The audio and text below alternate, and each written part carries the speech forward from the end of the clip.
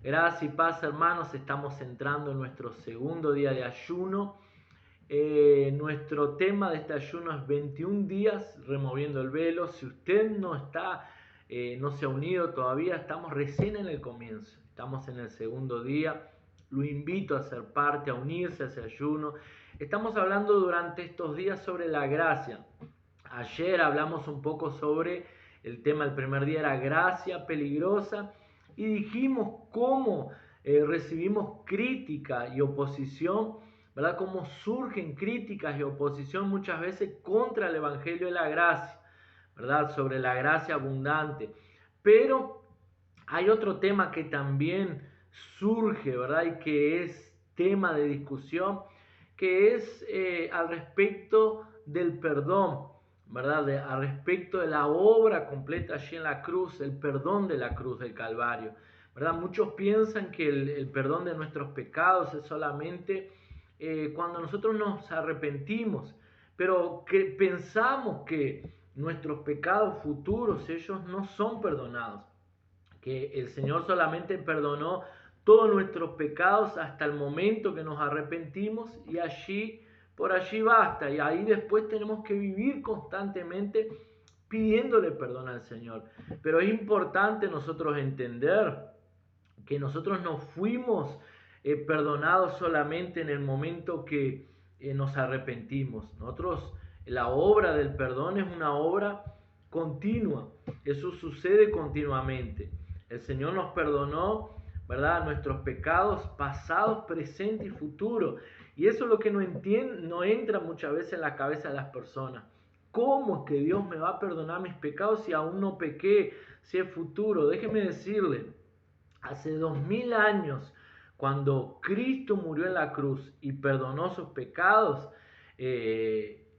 usted todavía no había nacido. O sea, quiere decir que su vida y sus pecados eran futuros, porque Él murió hace 2000 años atrás para que sus pecados, que 2000 años después, fuesen perdonados. Entonces, esa obra no es solamente en el momento que usted se arrepiente. Esa obra de perdón, ella se extiende durante toda su vida. Y es importante que nosotros podamos entender eso y que pueda quedar claro eso en nuestra mente, en nuestro corazón, ¿verdad? Es importante también entender que para ser salvo, dice la Biblia, que hay una condición. La única condición es creer con el corazón, confesar con la boca, y la Biblia dice que en ese momento nosotros somos salvos. Entonces, cuando usted cree con su corazón y confiesa con su boca, ese perdón se extiende en aquel momento, o sea, se aplica en su vida en el momento que usted lo recibe, y eso se extiende por lo largo de su vida, ¿verdad? No estoy diciendo que una vez que usted se convierte ya no va a pecar más. Lo que estoy diciendo es que aunque usted peque, aunque usted continúe pecando, ¿verdad?, la sangre de Cristo continúa limpiándolo, ¿verdad? La sangre de Cristo, que ya lo perdonó allá en la cruz del Calvario, ¿verdad?, está limpiándolo continuamente, ¿verdad?, en ese proceso de su vida. Es justamente esa enseñanza que muchas veces produce miedo en las personas, porque muchas iglesias, muchos pastores, muchas veces ellos controlan a sus ovejas a través del miedo, ¿verdad? Controlan a sus ovejas diciéndole: mira, si pecas, el juicio de Dios va a venir sobre tu vida. Si pecas, cuidado con la maldición, cuidado que Dios es amor, pero también es justicia. Pero en verdad nosotros sabemos que Jesús pagó un precio en la cruz del Calvario, que la ira de Dios fue derramada sobre su Hijo allá en la cruz del Calvario.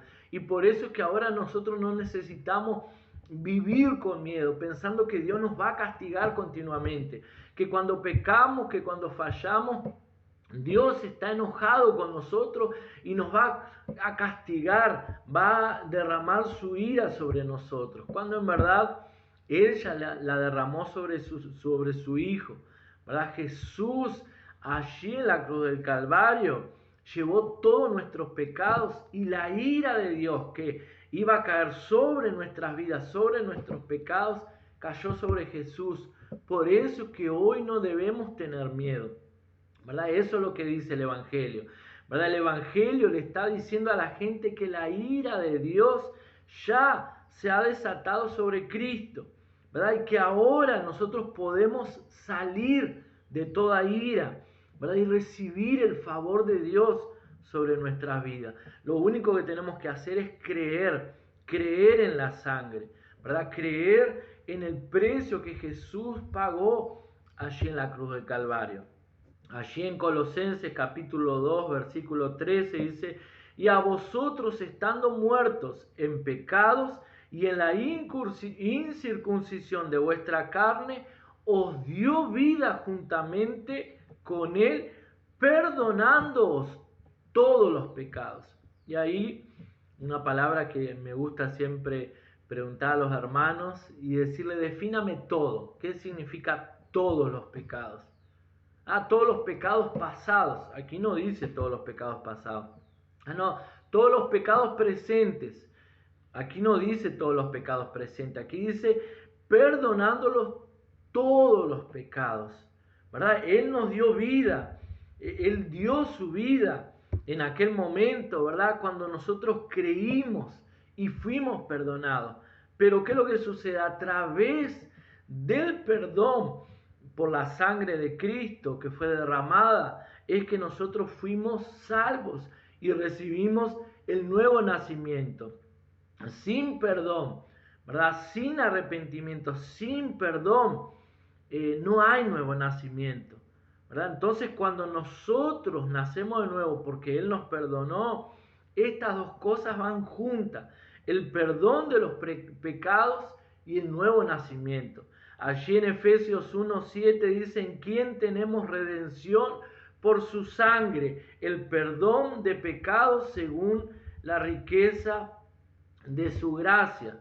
O sea, hemos sido redimidos. La palabra redención puede ser traducida también como perdón. Fuimos perdonados. Allí en Colosenses capítulo 1, versículos 3 y 14 dice así: el cual nos ha librado de la potestad de las tinieblas y trasladados al reino de su amado Hijo, en quien tenemos redención por su sangre, el perdón de pecados, el cual nos ha librado de la potestad de las tinieblas y trasladado al reino de su amado Hijo, en quien tenemos redención por su sangre y perdón de pecados.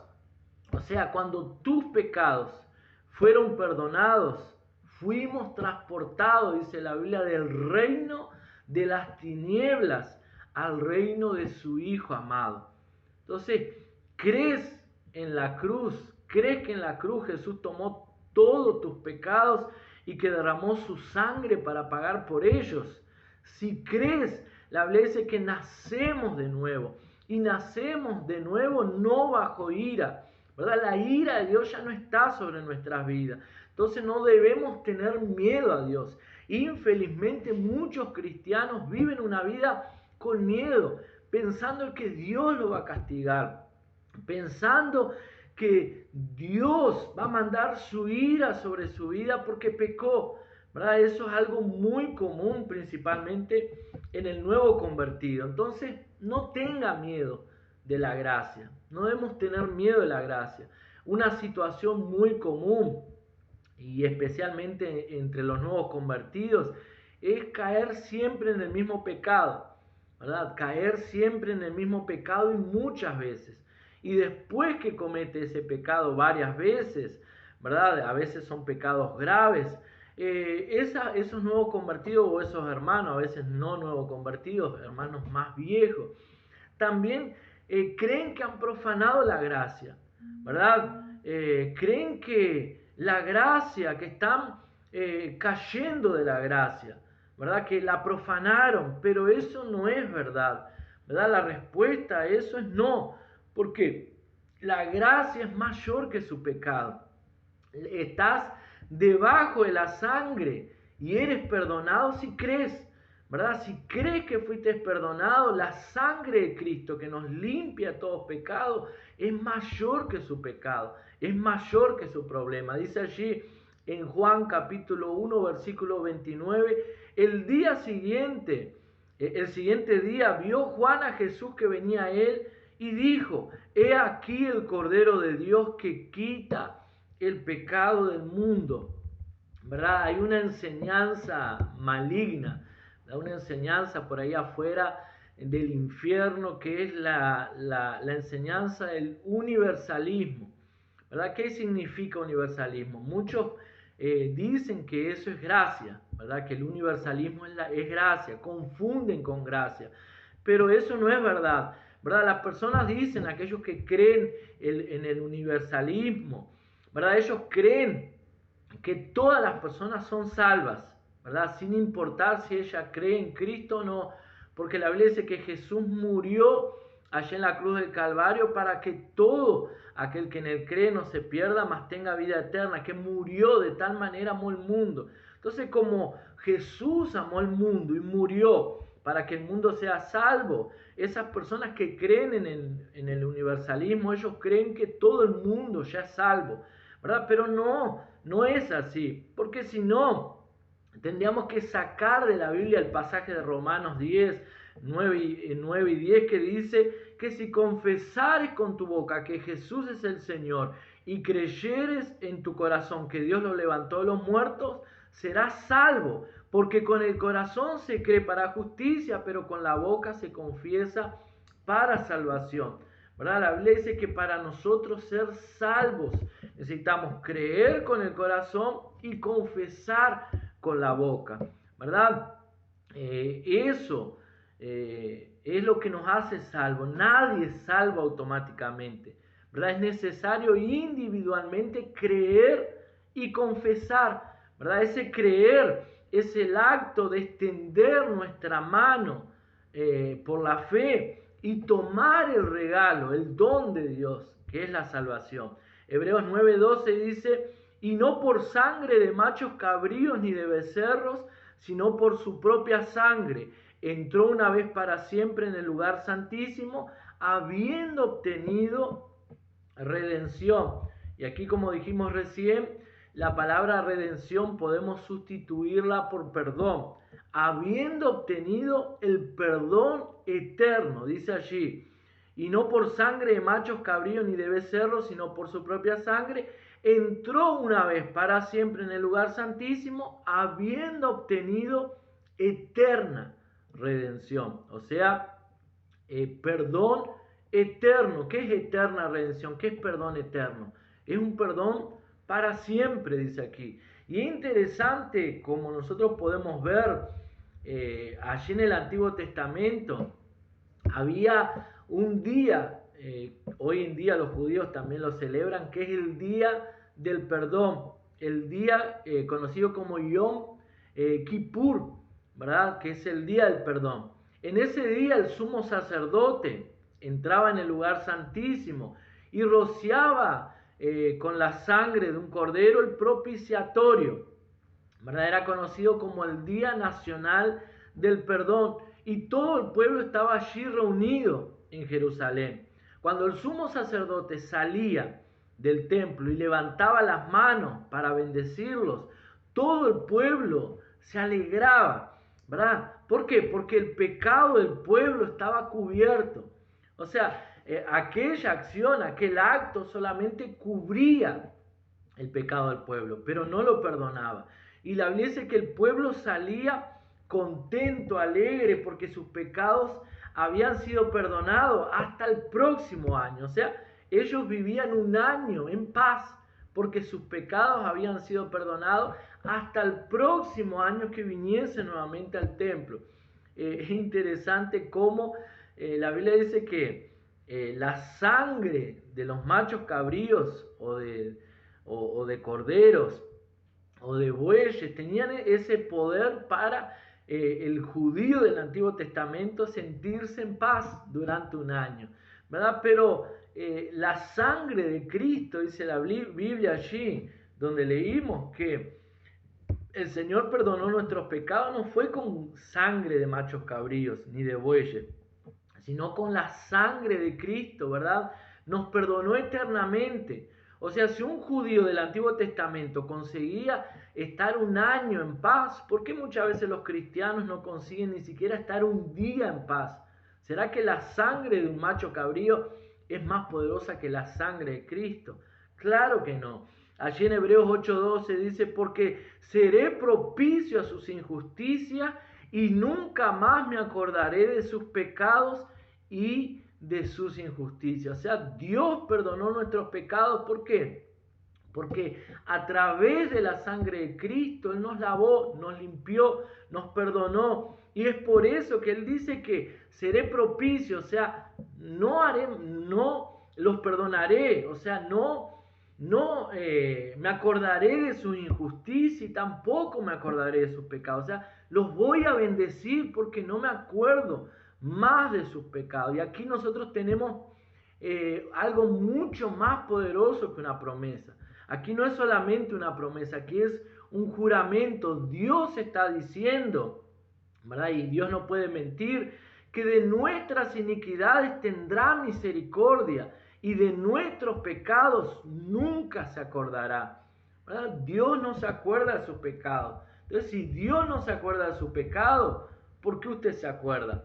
Y allí en Hebreos 10:17 dice, añade, y nunca más me acordaré de sus pecados y transgresiones.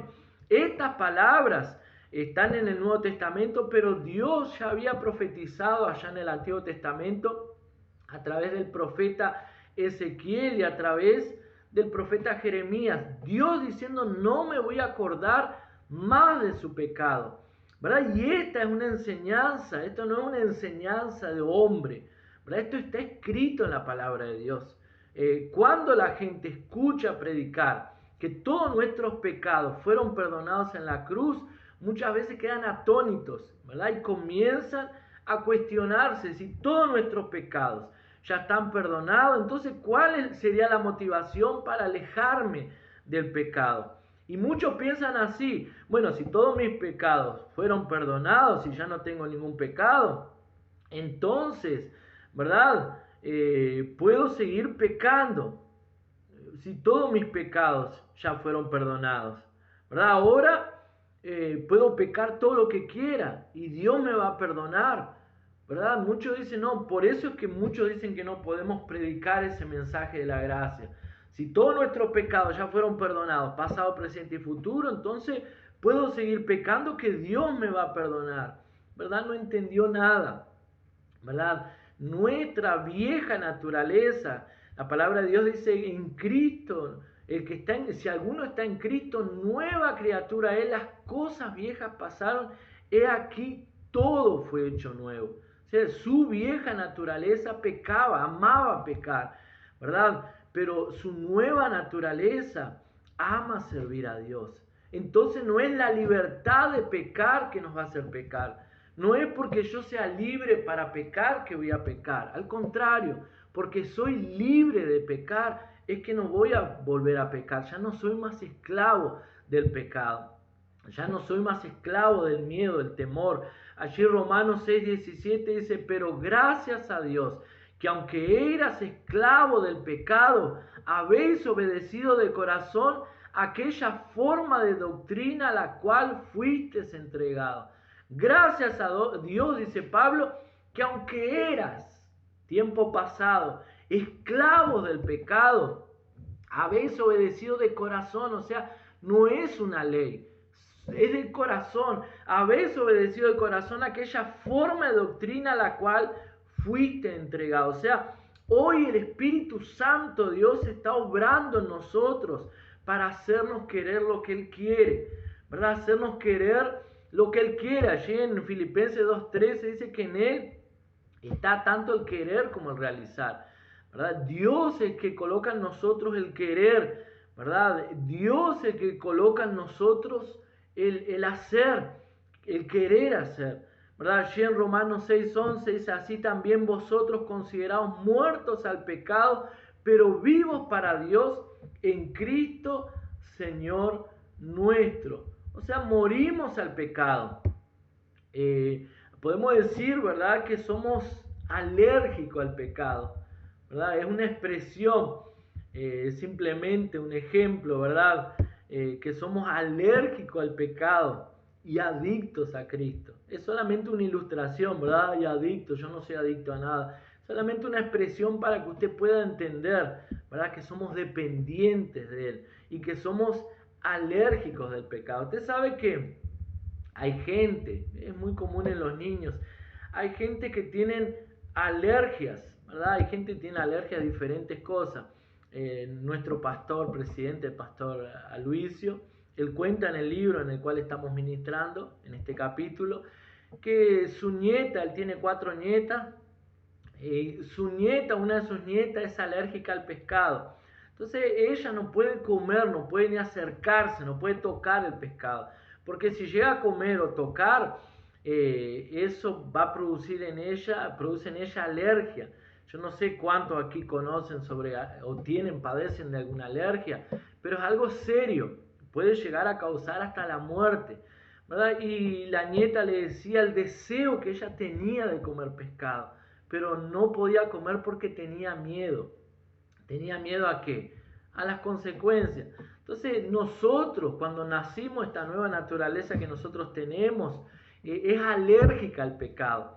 Por eso es que cuando nosotros pecamos pasamos mal, ¿verdad? Como dijimos, cuando usted nace de nuevo no quiere decir que usted no va a pecar. Tal vez va a pecar, pero el pecado en su vida le produce alergia, ¿verdad? Somos alérgicos al pecado, ¿verdad? No podemos vivir diferente a aquello que creemos ni escapar de nuestro destino para manifestar a Dios.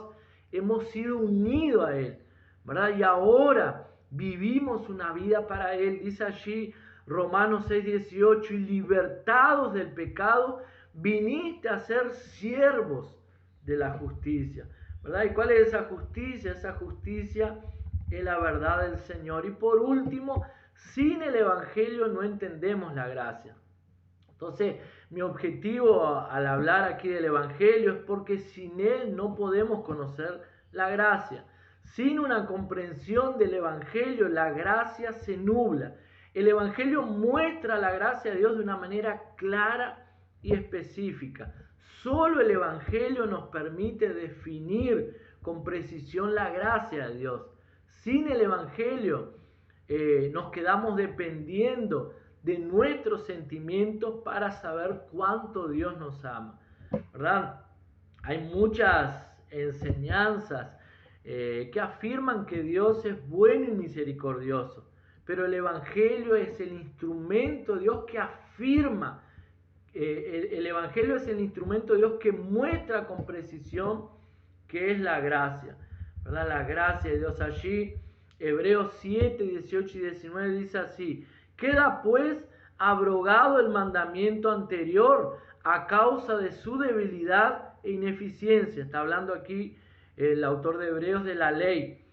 Pues nada perfeccionó la ley, y de la introducción de una mejor esperanza por la cual nos acercamos a Dios.